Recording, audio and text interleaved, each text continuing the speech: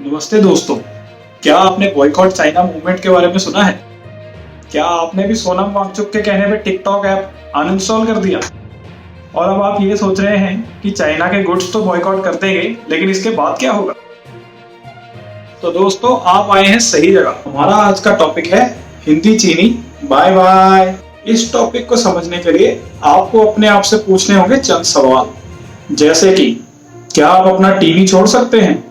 क्या आप अपनी फ्रिज, वॉशिंग मशीन या मोबाइल के बिना रह सकते हैं? नहीं। ये सब सामान और इनके पार्ट्स बनते हैं चाइना में। तो अगर आप इन चीजों को नहीं त्याग सकते तो आपके पास बचते हैं सिर्फ दो तरीके। पहला ये कि या तो आप ये सारा सामान चाइना को छोड़ के किसी और देश से ले लें, या फिर ये सारे गुड्स अपने इंडिया में ही बनने शुरू हो जाएं, जो कि अपने वांगचुक भाई साहब ने भी सजेस्ट किया है। लेकिन आपको क्या लगता है, आपकी नॉलेज के हिसाब से क्या हम अच्छी क्वालिटी के प्रोडक्ट्स चाइना जिस रेट में हमें दे रहा है उस रेट में इंडिया में बना सकते हैं? इसको जानने के लिए हमें समझने होंगे चार मुख्य फैक्टर्स, जिसमें कि पहला है कैपिटल, यानी कि रोकड़ा। दोस्तों, किसी भी देश में मैन्युफैक्चरिंग क्रांति लाने के लिए चाहिए पैसा, पेटियां भर भर के पैसा। अगर हम पिछले 30 साल का डेटा निकाल के देखें तो चाइना ने प्रति वर्ष अपनी इकोनॉमी में इन्वेस्ट किया है उनके जीडीपी का लगभग 45% हिस्सा। वहीं इंडिया ने उसके मुकाबले सिर्फ 25% ही इन्वेस्ट किया है। और आज की डेट में चाइना की जीडीपी हमसे 5 गुना बड़ी है। तो दोस्तों, अगर हमें चाइना की मैन्युफैक्चरिंग फैसिलिटी को मैच करना है तो हमें इन्वेस्ट करना होगा बहुत सारा पैसा और बहुत तेज रफ्तार पे। दूसरा इंपॉर्टेंट फैक्टर है इंफ्रास्ट्रक्चर। इंफ्रास्ट्रक्चर आपकी फैक्ट्रीज की नींव होती है।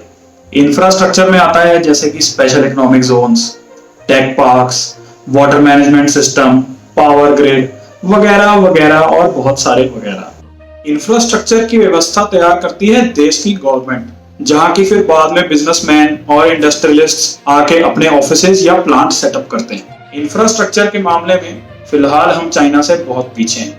चाइना ने अपने स्पेशल इकोनॉमिक जोन्स का निर्माण शुरू किया था 70 के दशक में, और 80 का दशक आते आते उन्होंने बहुत सारे एसईजीज बना लिए थे, जिसका फायदा उन्होंने आने वाले समय में उठाया। वहीं इंडिया ने अपने एसईजीज का निर्माण शुरू किया था लगभग सन 2000 के आसपास। और आपको ये जानकर ताज्जुब होगा कि उसमें से तकरीबन आधी जमीन खाली पड़ी है, जहां पर आज तक कोई फैक्ट्री नहीं आई। तो अगर हमें करना है चाइना का मुकाबला, तो ना सिर्फ हमें अपनी खाली पड़ी जमीनों पर जल्द से जल्द एसईजीज को डेवलप करना होगा, बल्कि आने वाले सालों में कई और फैसिलिटीज बनानी होंगी। और तीसरा फैक्टर है लेबर, और लेबर की तो हमारे यहाँ कोई कमी नहीं है। इंडिया की मेन समस्या है बाबा आजम के जमाने से चलते आ रहे लेबर लॉज। अब जैसे इंडस्ट्रियल डिस्प्यूट्स एक्ट को ही ले लीजिए। इस एक्ट के मुताबिक अगर आपकी फैक्ट्री में 100 या उससे ज्यादा कर्मचारी काम करते हैं तो किसी भी वर्कर को निकालने के लिए आपको गवर्नमेंट ऑफ इंडिया का अप्रूवल लगेगा। हम ये नहीं कहना चाहते कि मजदूरों के हक की बात करना गलत है, वो बिल्कुल सही है। अगर हमें अपने देश में इंडस्ट्रियल इन्वेस्टमेंट को बढ़ावा देना है तो हमें अपने पुराने लॉज को थोड़ा सा मॉडिफाई करके फ्लेक्सिबल बनाना होगा। इससे लॉन्ग टर्म में मजदूरों की इनकम भी बढ़ेगी और ओवरऑल इकोनॉमी को फायदा होगा।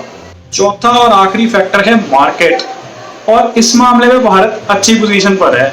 अगर हम मैन्युफैक्चरिंग हब बन जाते हैं और काफी सारे प्रोडक्ट्स बनाने में कामयाब हो जाते हैं तो हमें उसे बेचने के लिए चाहिए होगा बहुत बड़ा मार्केट, ना सिर्फ इंडिया में बल्कि इंडिया के बाहर भी। इस वीडियो का सार ये है कि अगर हमारी गवर्नमेंट इकोनॉमिक डेवलपमेंट के लिए अपनी फंडिंग को कई गुना बढ़ा देती है, हम अपने लेबर लॉस को फ्लेक्सिबल बना लेते हैं और हम चाइना के लेवल का इंफ्रास्ट्रक्चर भी डेवलप कर लेते हैं, तो ही हम चाइनीज गुड्स को कह सकते हैं बाय बाय।